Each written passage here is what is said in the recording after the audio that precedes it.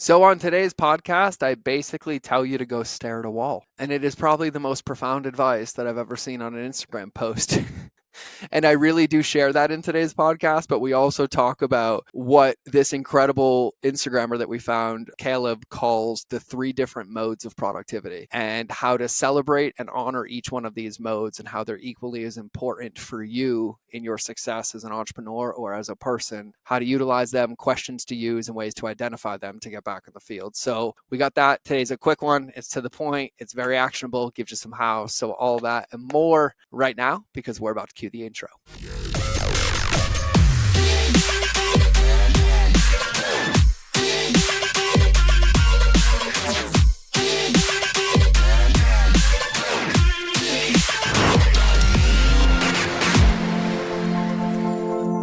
Everybody, welcome back to another episode of the Mind of George Show. And today we're going to be talking about productivity or intentionality. But to be specific, we found this incredible post on Instagram from an incredible gentleman named Caleb Duplane, which will be linked below in the show notes. And he talks about the three different modes of productivity. And this is so profound and so powerful and so simple that we have to share it. I utilize it every day, and it's so important.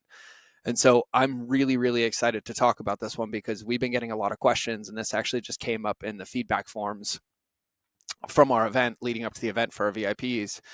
Like, what's the biggest challenge? What's the biggest pain point? And the thing that we're finding right now, and myself included, is like juggling all these balls, for lack of better terms, that all feel like they're glass we should focus on. And sometimes the line gets blurred between busy work and productivity, between needle movers and things along those lines. And Caleb did this incredible post to understand that we actually do operate in different modes. And this is the most important part. And he breaks it down into three distinct modes that you can genuinely use to be intentional with your time, to be focused, to make sure that you're not doing busy work, and to help prioritize all these things that are up in the air. And so I'm really, really stoked on this one, but I have to just clear the air real quick because I can't talk about this podcast or focus or intentionality yet, because all I can think about is steps right now.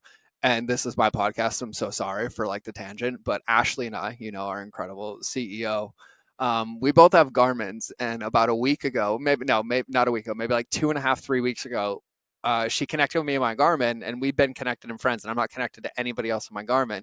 But then she sent me a screenshot. And apparently when you're connected with somebody, it tracks your steps together for the week. And she sent me a screenshot of her close to me. And I have since become obsessed with this challenge. And we literally were just on FaceTime talking about this podcast, but also our steps. And she's out doing steps right now while I'm recording because she has an advantage because I'm sitting in the chair. And so I'm thinking about Ashley doing steps and then how I'm going to make up for them later. But just so you know, if any of you want, when it comes to productivity, movement has been my big secret. I just did a post about this on Facebook, and I realized that in a week I managed to walk for some semblance of like 40 hours or something total, and I finished 3 books, and one of them I listened to 2 or 3 times because of that time compression. But if you have a Garmin and you do your steps, I was going to the body, and I've been anchoring this in with a lot of my clients. But if you want to be connected on a challenge and showing all of you how we can use your steps to basically increase your revenue or your referrals in your business by habit stacking. And so let me know. So now that I'm off that tangent and I'm not thinking about steps, we can get back into productivity. And so like when we think about intentionality, when we think about business, when we have clarity on something, even in the beginning of our business, or we launch a new product, we launch a new offer, we're typically launching with this super clear vision, like what it is, minimum viable product or whatever that is. And then it gets in, and then noise happens, right? And other pieces get added and complexity happens, and it's all this focus and juggling, and we can get wrapped up and lost in all of it. And it just feels like this fragile balancing act, right? And we have to wear so many roles and so many hats as entrepreneurs, and really a skill set of an entrepreneur is that we're adept at navigating multiple challenges simultaneously, but we can't engage with them all at the same time, but we can manage them like being a triage nurse, right? And we have to have confidence in our abilities and our awarenesses, but also in ourselves. Like we have to know what modes we're in so we can get the best performance or the best productivity or the best focus out of where we are in that season. And I think one of the big challenges that I see all the time, and he talks about this in his post, and I fell into this trap all the time, is that we think that we can just operate in one mode all the time, and it's go, go, go, 100%, blank, blank, blank. And truth be told is you can't. You can't just run a race 24/7, 365. And so breaking this down and understanding that the more intentional we are with our time, the more we focus it, the more we can measure it and know where we're putting it, the faster we're going to be able to achieve the things that we want. And so understanding these zones, as he calls them, I believe is what he calls them, modes, the 3 different modes of productivity. When I read them, I was like, this makes so much sense. Now, he hasn't named them, and so I'm just going to call them mode 1, mode 2, and mode 3. But the question that we really want to answer is in the lens of our business and in the lens of our life, right? If we think about our physical existence as a human and what's important, and I'll use my same 3 examples I always do, like for me, flexing my mindset, working on who I am as a man, as a person, and then my physical body. Those are important things for me that I want to work on. Then in my business, I have my needle movers, right? And so I want to make progress in those areas every single day. And so the only way I can do that is by taking a bite out of each one of them, intentionally doing a mindset practice or intentionally going to the gym. And if I don't take the bite, I can't get closer. But also, if I'm not intentional in planning my time and understanding my seasons and myself as a person, I won't be able to accomplish those things during the day, and I won't be able to take that bite. So like, for example, my physical fitness is the most important thing for me, and it helps me get my mind right and set myself up. And I have to do it first thing in the morning, because by the end of the day, I won't do it. I'm too tired. And so like, I have to understand that, to know that when I'm being intentional or understanding my mode, there's a time that I work better as that athlete. And so the more awareness we have about this, the more intentionally we can spend our time on the things that are going to move the needle or get us back to moving the needle or help us fix or change something about ourselves or learn something to get back to moving the needle. And so in this post, he talks about the 3 modes of productivity. And so what's really, really important is that the feelings that come with this misunderstanding of productivity, or that I've seen or that I felt, was like, oh my God, everybody's going all the time. They're making content all the time. It was just shame, right? It was just this constant shame of feeling like I'm not making it, or why am I not on right now? Or why am I feeling so sad? Or why do I feel like it's so hard to record a video? Or why can I not get clarity? And I would just feel this shame that compounded because I didn't understand my modes or my seasons. And so now, instead of feeling shame, and what he talks about is that when you can identify these modes, instead of feeling shame, you can embrace each mode and ask yourself some questions to ensure that you're on the right track. And so that's what he breaks down with these modes. So he self-identifies like what mode he might be in, and then he asks himself some questions to get into momentum or into action, to keep being intentional or productive and not just getting lost in busy work, right? And so why does this matter? Well, as much as I would like to think that waking up every day and living in quote unquote loose flow state will give me my goals, all that would mean is I would lay in bed with Netflix, eating unlimited stacks of chocolate chip pancakes and Coke Zero, truth be told. But I don't really want to live like that. But if I didn't have structure, that's probably what it would look like. And man, do I love some chocolate chip pancakes. But structure is what holds us accountable, right? It's what gives us the roadmap or the rules or the plan to help us get to our goals, right?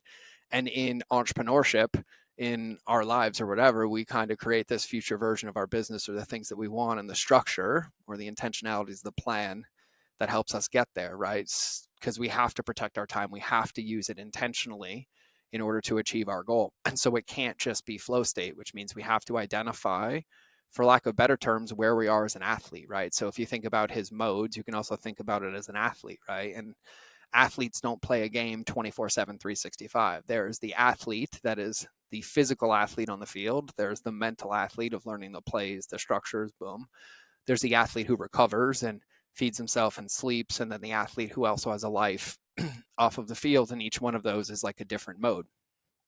And so when we understand that there's a massive difference between flow and inefficiency, and flow would be intentionality, right? And a container that allows you to be in your gift or in revenue generation or growth mindset or something along those lines, versus inefficiency, which is busy work and distractions and all the noise. You can feel flow when you're aligned and clear, when you're on the right goals. But feeling flow when you have no end target, or you feel overwhelmed, or you're in resistance and you don't know what to do, is literally impossible. And so it doesn't work, and it makes us feeling unfulfilled. And so for me, my favorite quote from Thich Nhat Hanh, and I say this all the time, is he said this in one of his walking meditation books, was the first time I read it. And he said, the moment you recognize you are, you no longer are, which means the moment we have an awareness or we can label something, we can change it. It's like a current state in the map. And so for me, it's a gift when I realize I'm stuck in busy work, because that means I'm not doing income generating activity or needle moving activity or whatever that is. But it means that when I recognize that, I might not also be in a state where I'm ready to go execute that needle mover or go do that thing.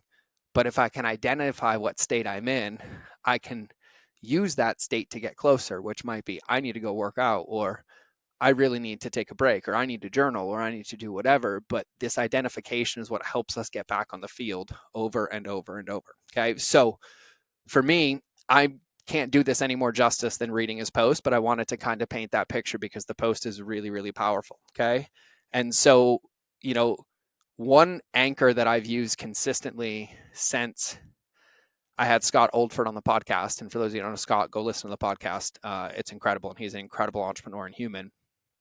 But he just shared this one simple tip, this one simple hack with me when he was on the show. And he said during the day, he has an alarm on his phone go off, 2 to 3 times a day.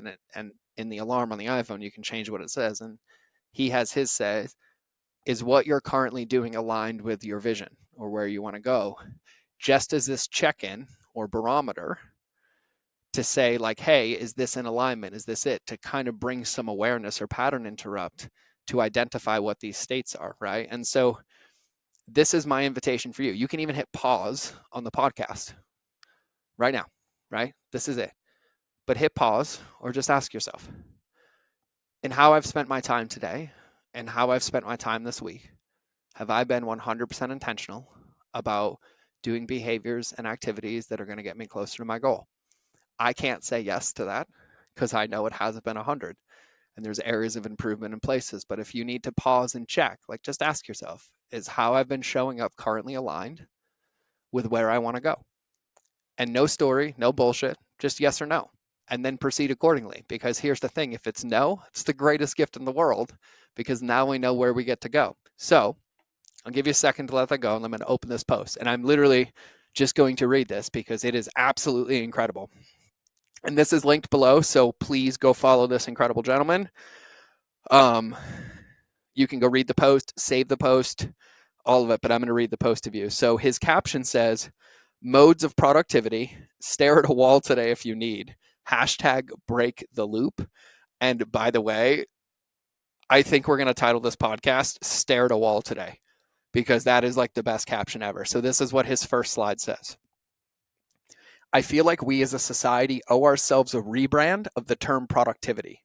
Often we think of it as keeping busy, when in reality, it should be that feeling of I'm doing the right thing at the right time. I've noticed in my life there are 3 different modes of productivity. They are all of the same value, yet we always admire one and shame the other. I associate each mode with a question.